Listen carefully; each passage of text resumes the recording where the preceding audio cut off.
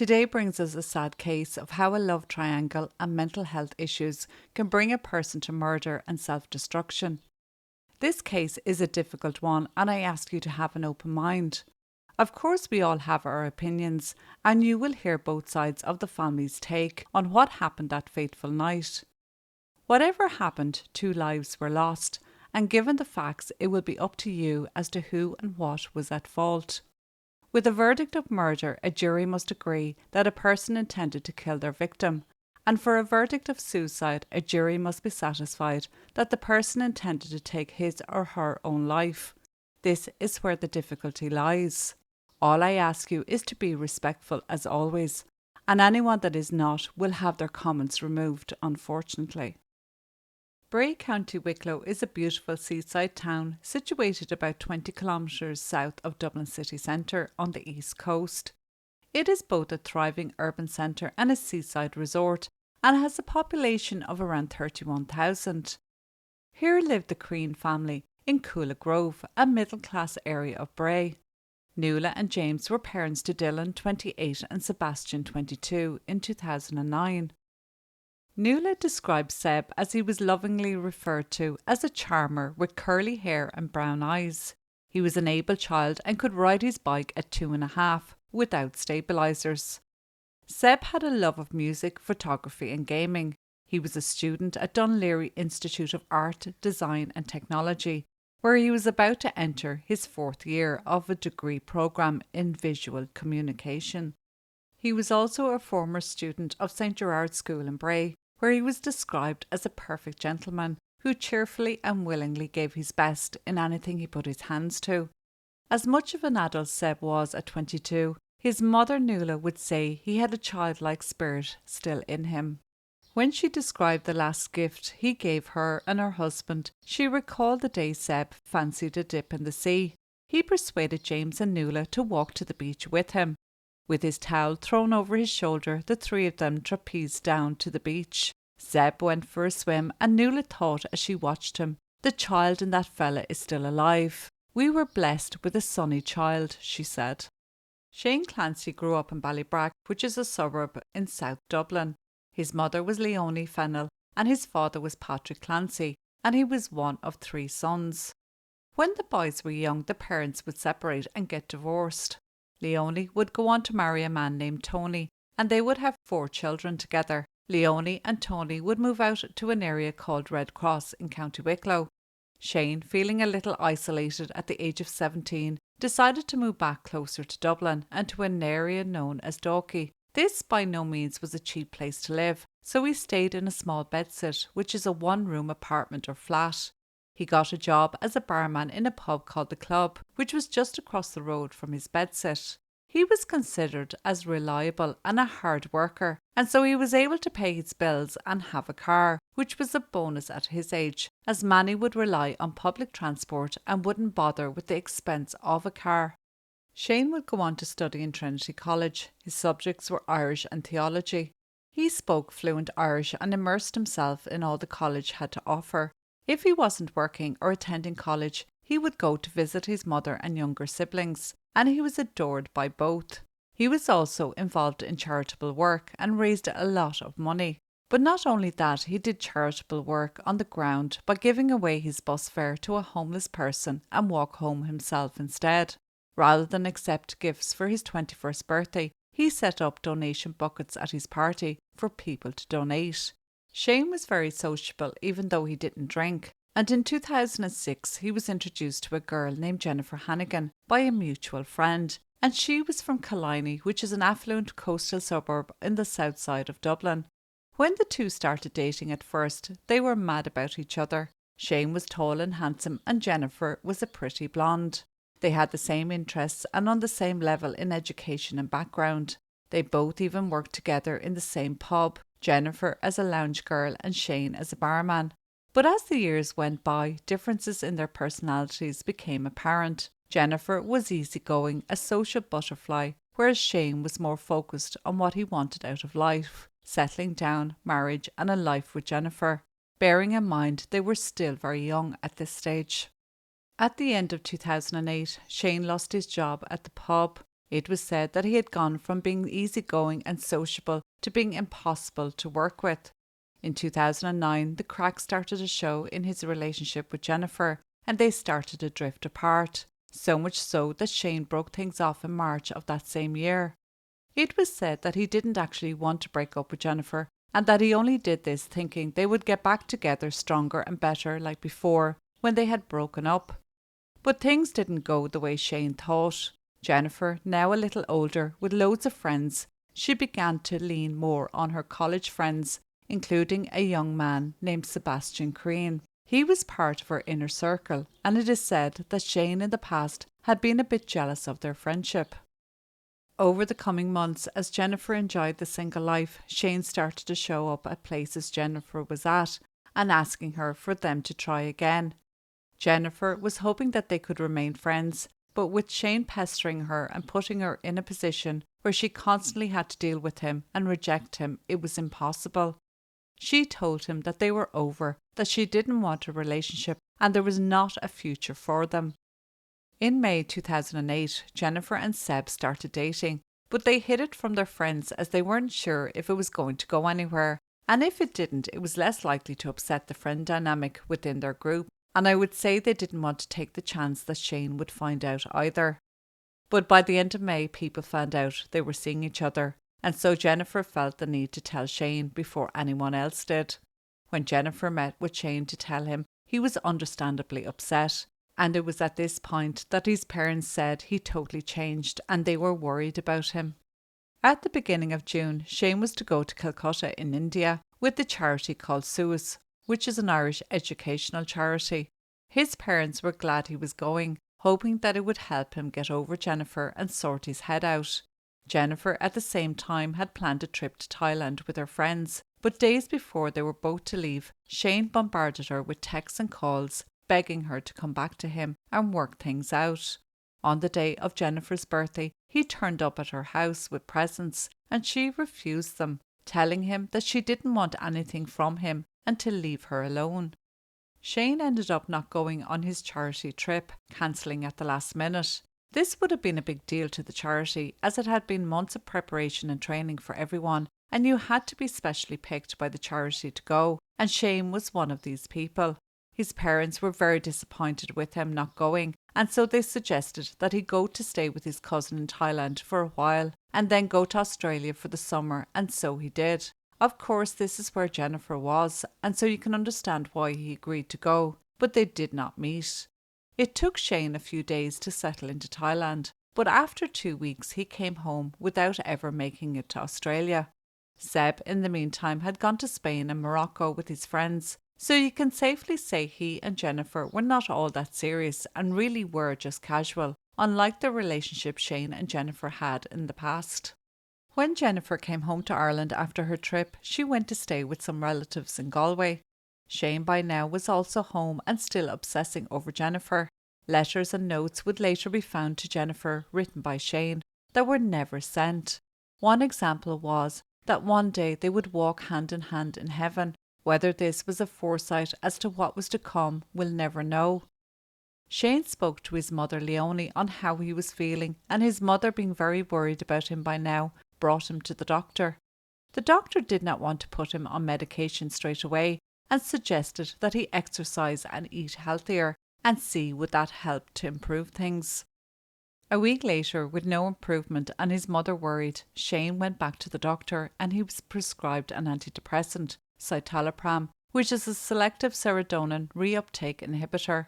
Once on this, Shane started to suffer side effects such as a swollen tongue and flu-like symptoms. It was now the beginning of August. Being only a week on it and feeling so bad, he rang his doctor, but no one got back to him. In desperation, Shane decided to take his month's supply all in one go in order to end his life. Rather than dying, he slept for 24 hours, and when he woke up, he told his mother what he had tried to do. So his mother brought him back to the doctor and he was prescribed the same medication again, but a lower dosage. On the 15th of August, Jennifer by now had returned to Dublin and was on a night out with her brother at the Glen of the Downs in Wicklow. Her father worked in a local pub there, and so they were there to visit him and have a few drinks. While there, Shane arrived at the pub. Luckily, Jennifer's father spotted him first and told Jennifer to hide in the back.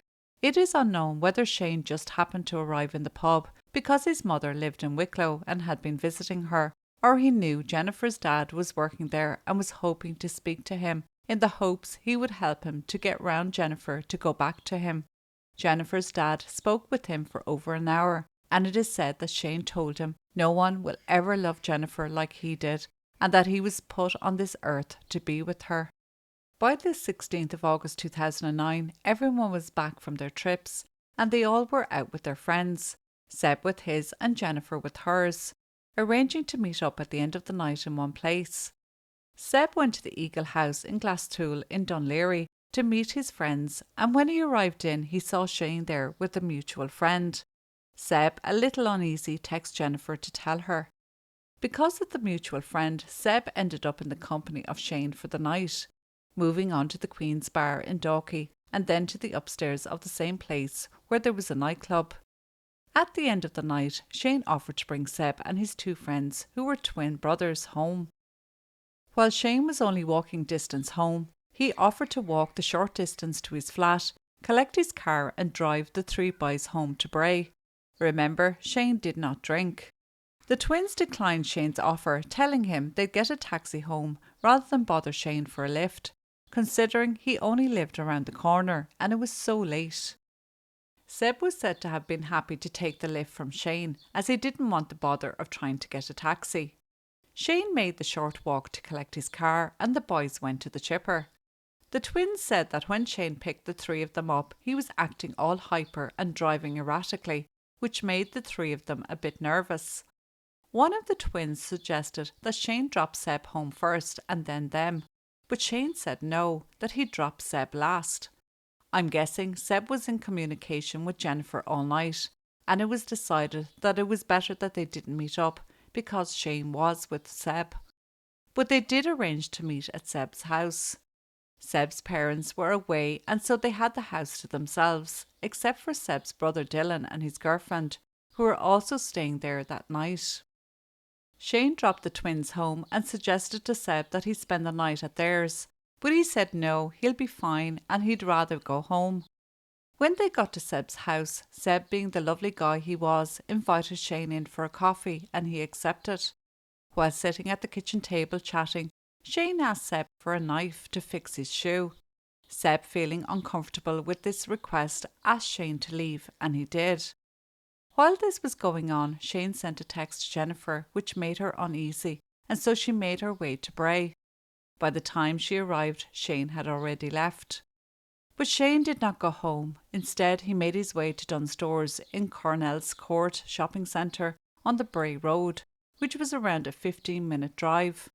By now, it was around 4 a.m, and he would be captured on CCTV going to the kitchen section of the store and buying a set of kitchen knives. I know from interviews that his family were very upset with the footage being shown by a TV documentary of him buying the knives, so I won't be showing it. Meanwhile, Seb and Jennifer were back at the house discussing the night's events when Jennifer gets a text from Shane telling her he's after doing something stupid, he needs help, that he's going to die and gets Seb to help him. Shane then rang Jennifer and told her the same thing, sounding breathless and gasping and asking for Seb's help. Jennifer asked where he was and he asked her the same question. Jennifer lied and told him she was in a taxi in town, and in return Shane said, "I know you are lying, you are in Seb's." Seb, in the meantime, sees Shane outside in the front garden, and so he opens the door to go outside to help Shane, thinking he had done something to harm himself. Shane staggered towards Seb, and as they met, Seb realised that Shane was not hurt and had a knife in his hand. As Shane lunged towards Seb, Seb shouted at Jennifer, who was now at the front door, "Fuck, he has a knife. Run, Jen, run." Jen ran back into the house and into the living room, trying to block the door. Meanwhile, hearing Seb screaming out in pain, not knowing what exactly was happening. When Shane got past Seb, he broke down the door into where Jennifer was hiding. He started punching and kicking her.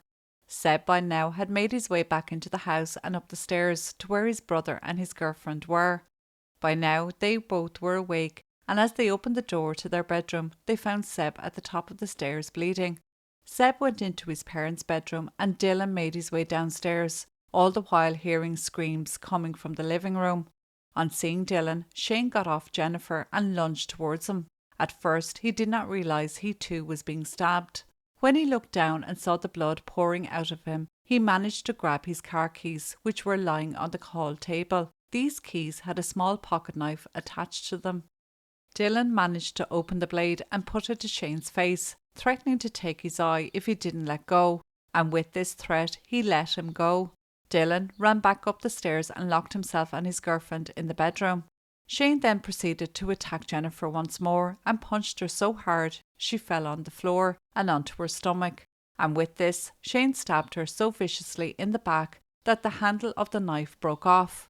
Shane then left the room and Jennifer picked herself up, grabbed her phone and sprinted out the back door, over the fence into the neighbours, and climbed on top of the roof of the shed. She immediately rang her dad for help.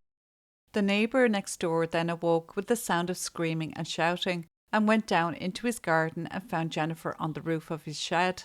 He helped her down and rang for the emergency services. While waiting for them to arrive, the neighbour John went into the house to check on everyone. There was no sign of Shane, but when he went upstairs he found poor Seb lying on the bed. By now the emergency services had arrived, and on examining Seb and trying to resuscitate him, without success he was pronounced dead. Dylan was stabbed 9 times with one stab wound puncturing his lung. He and Jennifer were immediately brought to the hospital. Gardaí found that Shane's car was still there, and wherever he went he was on foot. Both sets of parents were notified by Gardaí of the incident. Seb's parents flew immediately home from England after getting the news about their sons. Shane's parents were informed of what Shane had allegedly done, and his father's response was that if he had done this, he would not be able to live with himself and that he would take his own life. The house was sealed off and a manhunt was launched for Shane. As forensics were going through the house and gardens, they went down to the end of the back garden, and among the shrubs they found the body of Shane. It is said that he had followed Jennifer out to the back garden, and when he couldn't find her, he took his own life. He had stabbed himself 19 times, but didn't die, and so he took the knife, stuck it in the ground with the blade facing upwards, put his hands behind his back and threw himself onto the knife, finally passing away. When Gardaí searched Shane's bedsit, they found the letters he wrote to Jennifer, dating back as far as May, that were never sent. They showed how his obsession with getting back with Jennifer progressed over the months. There was also a letter to his mother, Leonie, apologising for what he had to do. Shane's funeral was a very low-key affair. Only family and close friends attended, whereas Seb's was the complete opposite. His life was celebrated and acknowledged far and wide, with hundreds of people in attendance. Shane's mother would later say, "We couldn't do what we wanted to do. It had to be low-key out of respect for Seb's family." From here on in it gets a little sticky, and so I will stick to what both families said from their perspective and who and what was to blame. The tragedy of what happened was heard and discussed all over Ireland. The main question was, how could this happen? How did a bright, kind, generous young man do this horrible act? There were many discussions and debates on radio and TV. It really did divide the community and the nation. When an autopsy was done on Shane, toxic levels of the SSRI antidepressant citalopram was found in his system. Leonie, his mother, would go on to blame this drug for her son's actions. The former assistant state pathologist who carried out Shane's post-mortem expressed his concern about the link between antidepressants and suicide at the inquest. He said he had seen too many suicides after people had started taking the drugs. He questioned whether GPs were overprescribing them. Another expert maintains that the pharmaceutical industry is being protected by psychiatry, who state in public that not only did the drugs not cause a problem, but that they cannot cause a problem. After Seb's inquest, his family took issue with evidence which they claimed ascribed fault to prescribed medication Shane had been taking. On the other hand, this medication is at the heart of Shane's mother's campaign. Her appearance on The Late Late Show in October 2009, 3 months after what her son had done, and claims by a psychiatrist that the side effects of antidepressants can tip somebody into suicide and homicidal behaviour drew a storm of criticism from the psychiatric community. It was counter-claimed by the Irish College of Psychiatry that there was no evidence to link SSRI with violence. When Shane's mother, Leonie, appeared on The Late Late Show, Seb's mother, Nuala, was reeling. She had written to RTE in protest and asked for the programme to be deferred because her son Seb's inquest had not even taken place yet. Nuala was also angry at the outcome of Shane's inquest. An open verdict was declared after the jury were given two options: death by suicide or an open verdict. Death by suicide has to show intent, and this was not proven. To the Queen family, the coroner failed them. She said there were letters left by Shane to Jennifer and a suicide letter to his mother. None of these were entered as evidence. There was CCTV footage that was not shown in court, but it was shown in the TV documentary. Nuala admitted that it all nearly broke their marriage. She said they knew the truth and they could live with that, but her husband James says different. He can't live with it. At the inquest for Seb, it was declared that he had died from a knife wound to the heart, and his death was recorded as an unlawful killing. After the coroner recorded the verdict, a statement was read out on behalf of Seb's parents, where they criticised the verdict of Shane's inquest as gruesome and futile, and it had done nothing to advance the knowledge of facts. I think we must keep in mind that Shane's behaviour had started to change in late 2008, and it is said that is when he lost his job. He was obviously struggling in the months before he started taking medication. He had become obsessed with Jennifer, and it is said that he was contacting her friends, trying to find out all he could. He was a stranger to them, and Jennifer had to tell her friends to not communicate with him. He was reported twice to the Gardaí for stalking behaviour, but Gardaí denies this. It is a possibility that he was suffering from an undiagnosed mental illness, and the medication could have brought it forward. And I think that most of us know that they do have side effects and they take at least 3 weeks to kick in and do their job. It is also a fine line in getting the dosage right also. I don't know if Shane was receiving counselling, as it is not mentioned anywhere, so it is unlikely. It is hard to get away from the facts, and I do think his actions point to premeditation, even when you think what his father said, that Shane would not be able to live with what he had done. The twins on the night warned Seb not to let Shane bring him to his house and know where he lived, to get him to drop him off somewhere away from his house. So the friends must have known there was something off that night. They also asked Seb to stay with them. They also said to drop Seb off first and then them. I don't want to come across that I know the answers, I don't, but 3 people nearly died that night at the hands of Shane, and he succeeded in killing one and himself. It is such a sad case, and neither of these families and victims will ever forget it. Rest in peace, Seb and Shane.